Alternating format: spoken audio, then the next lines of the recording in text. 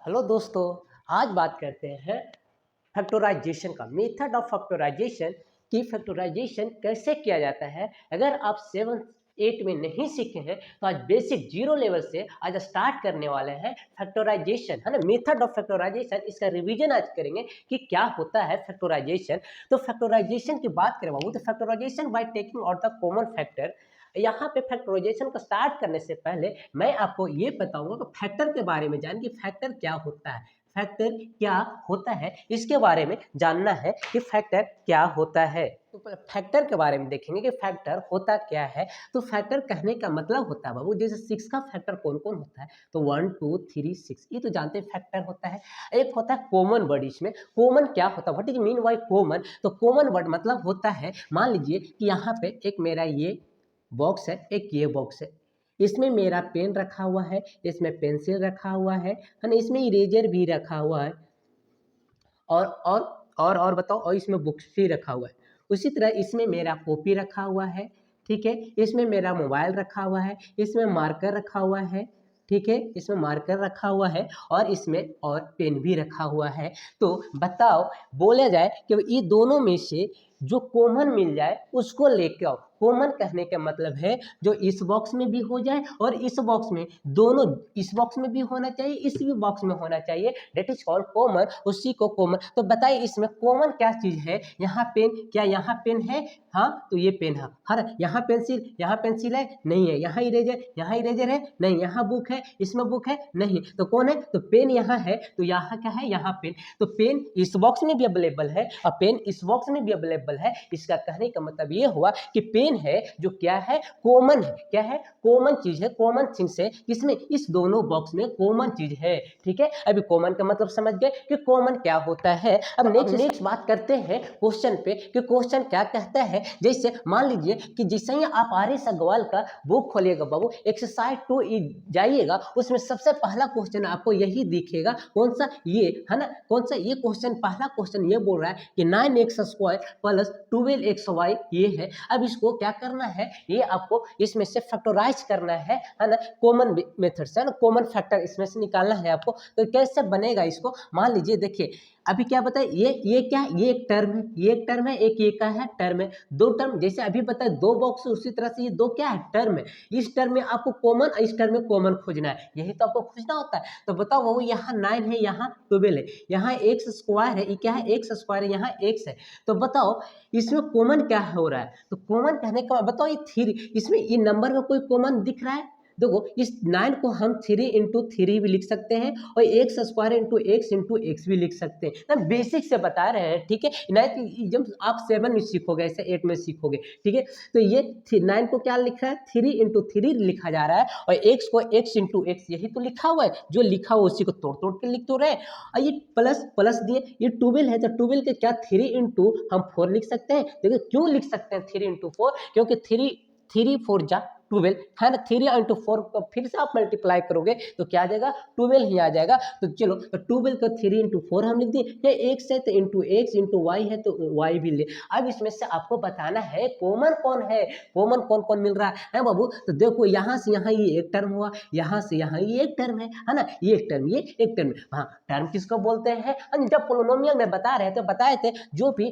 Plus और minus से separate होता है, अलग होता है, डेट इज कॉल्ड टर्म उसको। तो ये प्लस के इस साइड है तो एक टर्म है, ये भी इधर है तो एक टर्म है, ये एक टर्म है, एक टर्म। तो बताओ इसमें देखो 3 यहाँ देख रहे हैं तो 3 यहाँ भी है ना। तो 3 कॉमन हो गया। ये एक और 3 है वो, लेकिन एक और 3 है क्या, नहीं। तो ये 3 और ये 4 कॉमन नहीं हो रहा है। और बताओ यहाँ x है बाबू, यहाँ भी एक x है ना। तो एक 3 एक x, ये क्या हो गया, कॉमन हो गया। क्या हो गया, कॉमन हो गया। तो यहाँ से हम 3x उठा लेंगे। क्या उठा लेंगे, 3x उठा लिए। तो अब बचा कौन बाबू, तो देखो जो सर्कल कर रहा है वही वाला आपका बच रहा है। तो सर्कल में क्या कर रहा हूँ, 3x क्या लिया, ये 3 और ये x को, ये 3x यहाँ बचा। जो जो यहाँ भी था, उसको मैंने यहाँ लिख लिया 3 इंटू एक्स गुना कर कर, ठीक है 3 है। अब बचा क्या 3 और x बचा तो 3x ऐसे गुना में लिख दिए, प्लस बहु तो प्लस दीजिएगा। अब यहाँ पे क्या बचा, तो यहाँ पर सिर्फ 4 बचा और ये y बचा, तो 4 इंटू वाई करेंगे तो 4y हो गया, है ना। तो ये अब इसमें से यही क्वेश्चन था, ये क्वेश्चन था, इसमें से कॉमन निकाला, तो कॉमन क्या मैंने निकाल लिया, है ना। इस 9 में से 3 और 9 में से 3 और 12 में से भी 3 कॉमन लगा, तो अगर ये 3 अब देखो इसको फिर से आप मल्टीप्लाई करिएगा तो यही आना चाहिए। अगर ये चेक करें, सर मैंने तो बना तो दिया, लेकिन चेक करने के बाद क्या अब कैसे सही जाने, कैसे सही है या नहीं है, इसको चेक करने का देखो वो, अब फिर से इसको मल्टीप्लाई करोगे तो यही आना चाहिए। अगर यही आ रहा है इसका मतलब आपका सही होगा, अगर मल्टीप्लाई करने के बाद आपको ये नहीं आ रहा है मतलब कहीं आप मिस्टेक कर दिए हो। तो चलो ठीक है, तो 3 इंटू 3 करेंगे तो 9 आएगा, क्या आएगा 9 आएगा। x इंटू एक्स करेंगे तो एक्स स्क्वायर आएगा, तो ये तो बिल्कुल सही आ रहा है, 9x स्क्वायर आएगा। प्लस है बाबू, प्लस भी दिख रहा है आपको, साइन को भी देखना है ना, साइन नहीं आपको देखोगे, अगर माइनस कुछ भी लिख दो, नहीं नहीं साइन को भी देखना है सर, क्या देखोगे साइन भी होना चाहिए, ठीक है। इसमें देखो 12 ऐसा 3 इंटू 4 करेंगे तो 3 4 जा 12 आ रहा है ना, ऐसा एक्स है, एक्स आ गया, एक्स यहाँ है ना तो एक्स आ गया, वाई है तो वाई आ गया, मतलब 3 इंटू एक्स और 4x में मल्टीप्लाई करो तो 12xy आएगा कि नहीं, तो यही आ गया। इसका मतलब ये आपका फैक्टराइजेशन क्या हो गया, सही है, करेक्ट है सर, ये क्या है करेक्ट है। अब आते हैं नेक्स्ट क्वेश्चन क्या बोलता है, ये समझ गए। अगला क्वेश्चन है बाबू वो है ये, है ना, ये कौन सा क्वेश्चन, चलो इसको देखते हैं।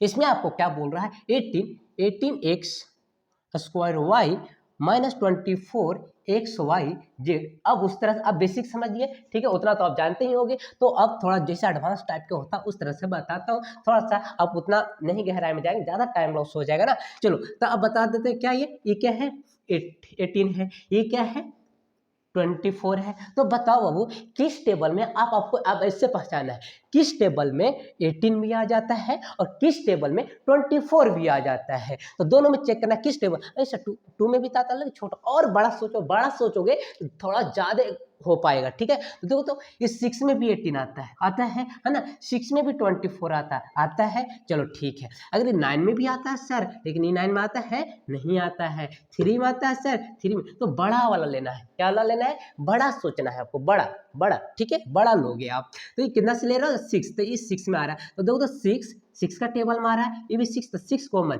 x यहाँ है, x स्क्वायर यहाँ 2x है, यहाँ कितना x है 1x है, तो यहाँ से x 1x उठा लेते हैं, यहाँ y है यहाँ भी y है, तो दोनों जगह y है तो उठा लिए, कॉमन मिल गया कि नहीं। अरे बाबू जब यहाँ मैं 6 इसमें से निकाला तो इसको ये क्या हो गया, देखो इसको कहने का मतलब हम इसको 6 इंटू 3 में तोड़ दिए, इसको क्या किए बाबू, 6 इंटू 4 में तोड़ दिए, है ना। तो 6 इंटू 4 24, 6 इंटू 3 तो 18 हुआ ना, तो यहाँ से 6 यहाँ से 6 6 दोनों जगह 6 आएगा, तो 6 को बाहर निकाल लिए, ये क्या हो गया, ये मेरा कॉमन हो गया। अब देखो 2x यहाँ, 1x यहाँ, 1x यहाँ से 1x यहाँ से 1 निकाल लिए, ये दोनों कॉमन हो गया, तो 1x, ठीक है। y यहाँ भी है, y यहाँ भी है, तो ये भी निकाल लिए, कॉमन है तो कॉमन निकाल। अब कॉमन निकालने के बाद जो बचा, क्या क्या बचा सर, नहीं सर 6 निकालिए, 1x निकालो, 1x निकालो तो 1x तो बचेगा ना, ऐसे एरर में से 6 निकालिए थे तो क्या बचा सर, तो 6 निकालिए तो 3 बचा हुआ ना, तो ये 3 आपका बचा हुआ है, 3 क्या होगा बचा हुआ है। उसी तरह से ये देखोगे यहाँ 1x आप बाहर निकालिए तो 1x यहाँ पे ही है अभी,